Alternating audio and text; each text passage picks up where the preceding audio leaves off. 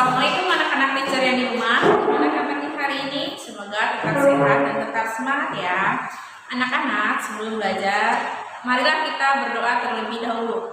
Bismillahirrahmanirrahim. Rabbi zidni ilman warzuqni fahman. Amin. Mudah-mudahan ilmu yang dicerna dan penjelasan dari teachernya mudah dipahami ya. Nah, sekarang mari kita masuk ke pembelajarannya, yaitu subtema 3 pembelajaran 5 dan 6. Mari kita lihat video-videonya. Nah, anak-anak teacher, perhatikan gambar yang di atas ini. Nah, untuk gambar yang pertama itu adalah gambar sebuah bencana namanya bencana longsor. Nah, anak-anak, longsor ini biasanya terjadi di daerah yang datarannya tinggi. Nah, kalau kita lihat, kalau ke daerah bukit-bukit, daerah tebing-tebing, nah itu sering terjadi longsor dan penyebabnya adalah satu karena musim hujan. Nah, musim hujan ini karena air yang jatuh, hujan jatuh, dia ke permukaan bumi, dia tidak mampu menyerap air, makanya terjadilah longsor. Nah, yang diakibatkan dari longsor ini banyak kerusakan jalan, bisa jadi rumah yang berada di pinggiran tebing, yang berada di daerah sekitar juga hancur. Nah, kemudian gambar yang kedua, kita lihat anak-anak, gambar yang kedua ini adalah bencana juga, tetapi bencana yang berbeda adalah bencana banjir. Nah, kita sering lihat banjir ini yang ada di lingkungan kita. Nah, yang pertama, banjir ini disebabkan oleh seringnya kita membuang sampah sembarangan yang pertama. Nah, kemudian yang kedua itu adanya daerah dataran rendah. Karena dataran rendah, intensitas hujannya semakin sering, sehingga tidak mampu menampung menyerap air lagi. Karena kita lihat sekarang permukiman juga semakin banyak, dan solok-solokan untuk menampung air juga semakin berkurang. Nah, karena ada permukiman, pohon-pohon juga mulai ditebangi. Jadi penyerap air juga semakin berkurang. Makanya terjadilah banjir seperti gambar yang di atas.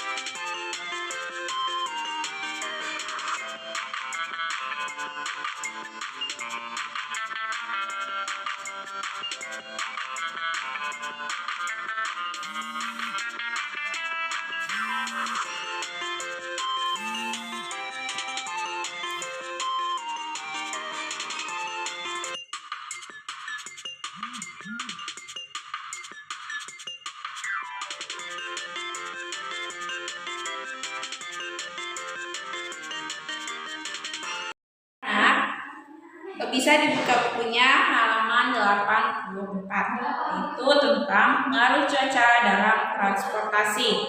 Pengaruh cuaca dalam transportasi pada cuaca hujan itu biasanya akan lebih memilih untuk tinggal di dalam ruangan. Jika harus bepergian, maka kita harus hati-hati.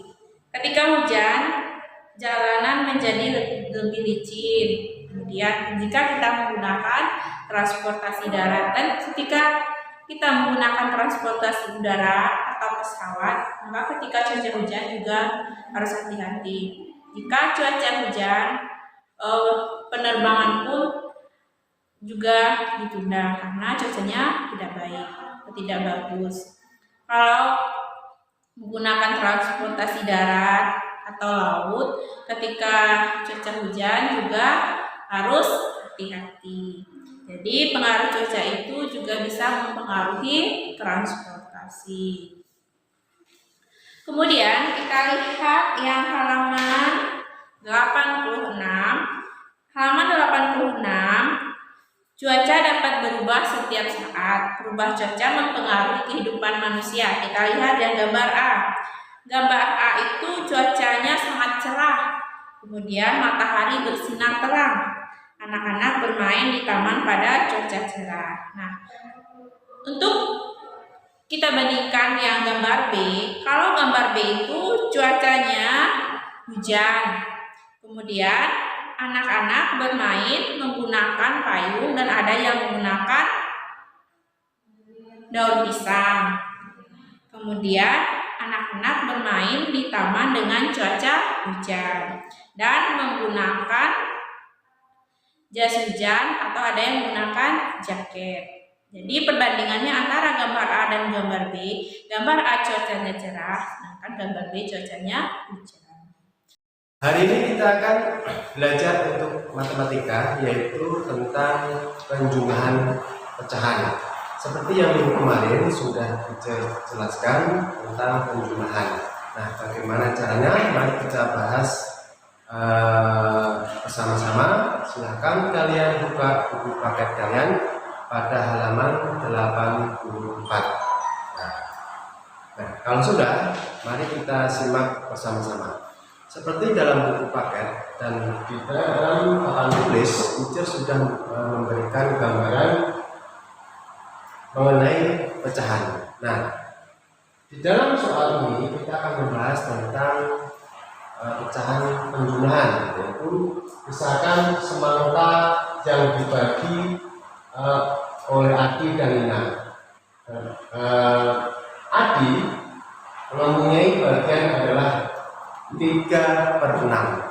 Bagaimana caranya? Kalian bisa lihat untuk gambar yang berwarna biru.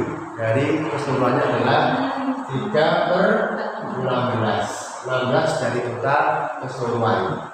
Nah, sedangkan semangka berikutnya dibagi kepada Nina, yaitu mempunyai bagian 2 dari 16 bagian. Nah, jadi Adi adalah 3/16, sedangkan Nina adalah 2/16.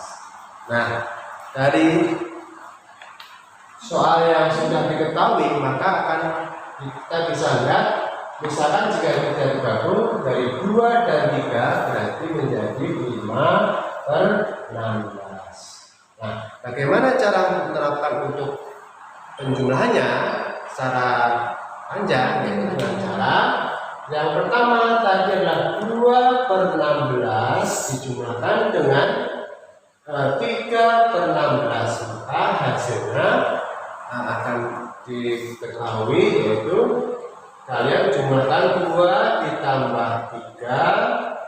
Kemudian untuk penyebutnya tetap sama, kalian 19, sehingga hasilnya adalah 2 ditambah 3 adalah 5. 5 per berapa? 5/16. Nah, seperti ini. Mungkin sampai di sini bisa dipahami ya untuk penjelasannya. Mudah-mudahan kalian bisa mengerti dan bisa mengerjakan untuk soal-soal yang akan diberikan oleh teacher. Anak-anak, cukup sekian penjelasan dari teacher-teachernya. Mudah-mudahan bisa dipahami, dan jika mengalami kesulitan bisa dibaca lagi bukunya, didengarkan lagi videonya, dan jika masih belum paham bisa menghubungi teacher-teachernya. Cukup sekian penjelasan dari teacher. Wassalamualaikum warahmatullahi wabarakatuh.